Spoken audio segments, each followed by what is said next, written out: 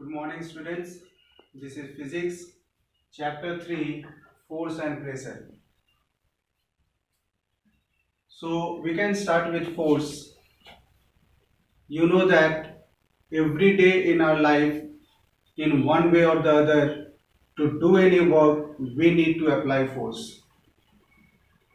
Very simple examples you can take from our daily life only, where we apply force to do the work, is when we push the table, pull the table. While catching the ball, when you catch the ball, you might have noticed that you need to apply force using your hand. These are some of the examples where we find the work cannot be done without applying force on it. So what can force do and how can we define force? Let us see. Force, it is the cause which changes the state of a body or changes the size or shape of the body. That means force can either change the state of a body. What is the state of a body?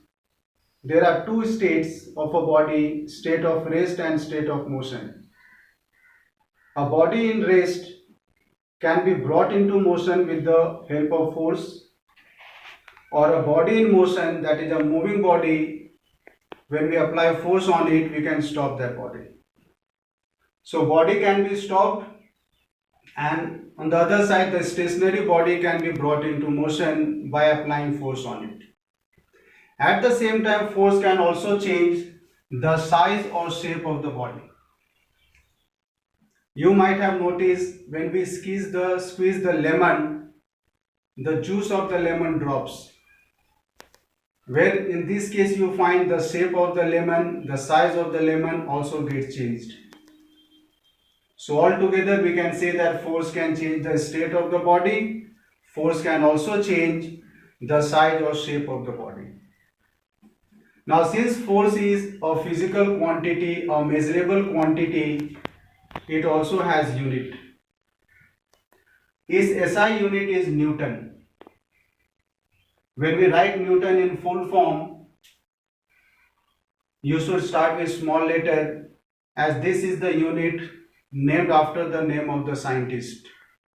The name of the scientist is Isaac Newton, and it is after that name the unit has been given. And its symbol is N. You have to express this symbol in capital letter, but while writing the full form, you should use small letter. Now, how can we define this Newton? What is this Newton? Newton can be defined as, or 1 Newton can be defined as the force when applied on a body of mass 1 kg increases speed by 1 meter per second. Let us say here, where I have taken a body of mass 1 kg moving with a speed 10 meter per second. What will happen when we apply force of 1 Newton on it? It is found that the mass of the body will remain same, but the speed will increase by 1 meter per second, that is, it will now become 11 meter per second. So this is what 1 Newton of force can do.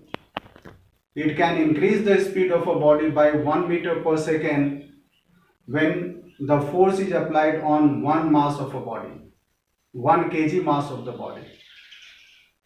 One thing is to be noted here, that force does not change the mass of the body. Force can change the state, force can change the size, the shape of the body, but it never changes the mass of the body. So there is one more way to express the force, and it is kilogram force.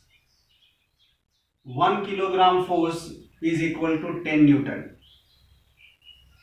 And in order to guess what is 10 Newton and what amount of the force is 10 Newton, you can hold a body of mass 1 kg. If a body of mass 1 kg on holding, and to keep it in hold, you have to, so we'll come back to kilogram force once again. you can see 1 kilogram force is equal to 10 Newton.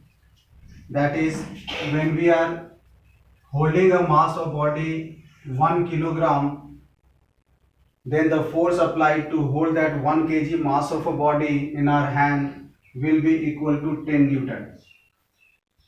So from here on, if you are holding a body of mass 1 kg, you should understand that you are applying a force of 10 Newton to hold that 1 kg of body.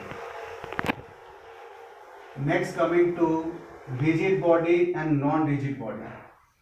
So there are two types of body depending upon the intermolecular space. So rigid body can be the body where the intermolecular space does not change when we apply force on it. You can understand that it will be a very hard body, very tough body. So when we apply force on such body, there will be no change in the intermolecular space. But the change will be only in motion, that is, the body will come into motion. Whereas in a non-rigid body, when we apply force on such bodies, the intermolecular space will change. And at the same time, there will be motion in the body also. You can be asked sometimes to write the difference between rigid body and non-rigid body. We can write these differences. So we can continue this chapter tomorrow. Till then, you have to revise this portion what we have done today. You should learn the definitions. Till then, thank you.